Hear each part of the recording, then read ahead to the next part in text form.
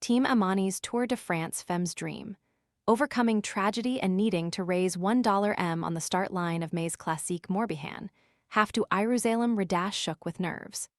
Team Amani's first road race in Europe, at this one-day race in Brittany, France, was a chance to see how she and her teammates compared to some of the world's best. Eyeru, as she is known to everyone, tried again and again to move up from the back of the bunch into the belly of the beast, only to be churned backwards in the washing machine cycle of moving cyclists. Advertisement She kept fighting, because how could she and her East African team of riders make it to the Tour de France Femmes in 2028, their collective goal, by staying in the rear part of the peloton? Tired of constantly refilling your pet's water bowl? This filtered fountain keeps water circulating and offers a generous capacity, giving cats and small dogs convenient access to flowing water. Want to get the best verified deal and see full details? Visit grabdeal.us/5 right now. The 27-year-old knows the meaning of perseverance and has experienced harsher things than a few elbows in the pack. By the end of their European racing block, she was battling with the best. She is one of 3 riders in Amani's 12-strong women's road team who come from Tigray, a North Ethiopian region on the border with Eritrea. It is a high-altitude hotbed of cycling passion, with its own structure of races and cycling teams. However, after civil war hit Ethiopia in 2020, it became the focal point of a devastating, violent conflict. A 2024 New York Times report said 600,000 people were killed in the conflict. Power, mobile network, internet, and electricity were often cut off. For 3 years, Eyeru raised her child and did not ride her bike. There are things that come through cycling, Kiddis GRMA, assistant coach and fellow Tigray native, says. Not having hope or a dream was so hard, I didn't know what I'd do the next day. You are not even sure if you'll be alive tomorrow. It was a tough time, just survival. Geopolitically, the region remains unstable. Both GRMA and Eyeru have spent the last several months away from their homes, as they tell The Athletic on a video call from a rented house 1,000 kilometers away in the Ethiopian capital of Addis Ababa. For many riders, Team Amani is a path out, their painful experiences inconceivable to their rivals. According to the team's co-founder Mikkel Delagrange, there is a Ugandan rider who grew up in an orphanage and Rwandan riders had parents killed in the 1994 genocide. Advertisement, this is more than a competition, it's more than just riding bikes. It's a chance to dramatically change not only their lives, but the lives of everyone around them, Delagrange says, speaking over a video call from his home in Switzerland. It's not a sad story, it's a story of overcoming. It's just there are a sh** load of things we have to overcome that the people we line up against have no idea about. Delagrange is probably as unlikely a cycling team head honcho as you'll ever meet. A criminal lawyer by day, he has worked at the International Criminal Court in The Hague and has a Fidel Castro Muert al Invasor poster on his wall. In his white-trimmed glasses, he bears a resemblance to a younger Robert Downey Jr. While eloquent and evangelical about the squad, the man from Miami says having a project in Africa was the last thing he wanted. He started Team Amani, which means peace in Swahili, with Kenyan cyclist Suleiman Kangengi in 2020. Sewell was a unicorn, in a sense, because not only was he really talented on the bike, but he was able to articulate very clearly the things that were holding him back, Delagrange says. He was able to identify the glass ceiling and why it sat there, and he also had ideas about how to chip away at it.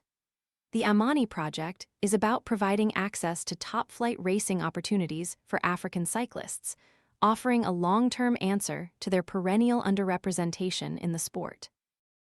Delagrange was the resource marshaller, taking the proverbial passenger seat until Kangengi's death at a Vermont gravel race in August 2022.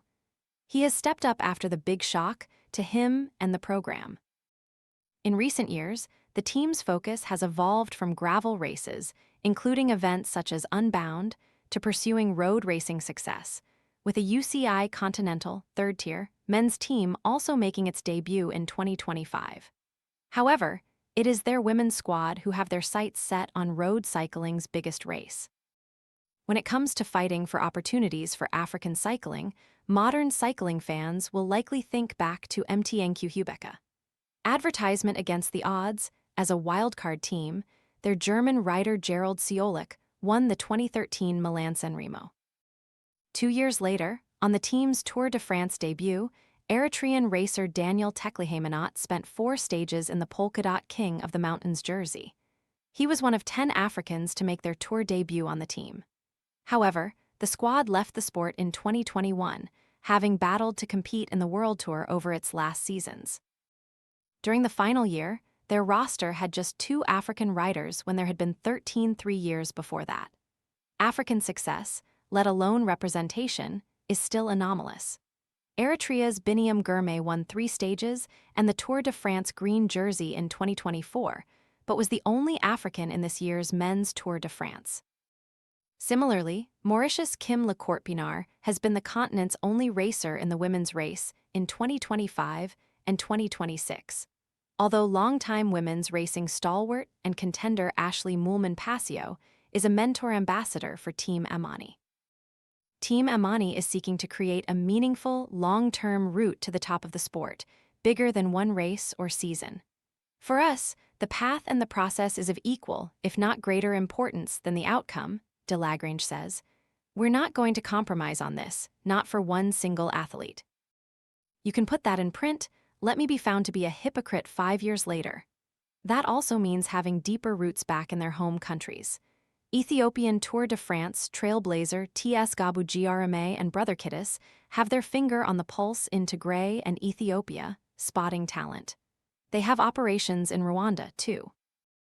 American head of performance Owen Cyril has helped to build the team's performance structure across road, gravel, and mountain bike racing since joining in early 2023, spending much of that time based out of the team's house and training facility in Iten, Kenya. Advertisement, they have an academy helping to teach English there.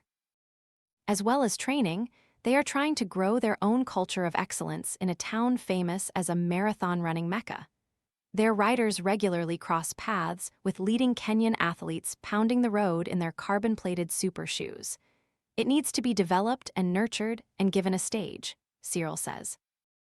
That platform is Europe, and meant the next rung up the ladder in 2026 was taking on established pro teams in their own backyard. The women's team embarked on a daunting block of French and Spanish pro and .1 UCI events between early May and mid-June. Racing in a big peloton for the first time was a big leap, Cyril says. Most cyclists had rarely competed outside their country, and the Tigray riders had not been in a bunch over 20. The Volta a Catalunya pitted them in a peloton over 6 times the size against leading squads, such as FDJ United Suez and UAE Team ADQ. Eyeru was not the only one feeling nerves and doubt. Kiddis Grma had wanted for so long to be part of the speeding peloton with sparkling team cars, a sight he had seen many times on TV. An inevitable question shot through his mind. Do I belong here? Having tested Amani's riders, Cyril has no doubts that physiologically they do. With his belief that a Tour de France Femmes contender can perform at approximately 5.5 watts per kilo for a 20 or 30-minute climb, Amani's head of performance says the numbers are good enough. The limiting factor is not that, it is everything else that goes into it, whether it's the nutrition or saving energy, the little bullets you spend when not cornering as well as someone else, and you have to sprint or have to chase back on during the descent. In June's Alps Gressavaden Classic one-day race, containing over 3,500 meters of elevation, the Amani riders made up places on the long climbs and dropped back when the road tipped down. Advertisement off the bike, there were bureaucratic pitfalls and nasty surprises. Rwandan athletes Zavarine Naira and Claudette Niararukundo had their passports stolen on the way back from the French embassy ahead of the first race. For the visa within, de Lagrange believes. Niararukundo missed the entire European bloc with subsequent visa denials.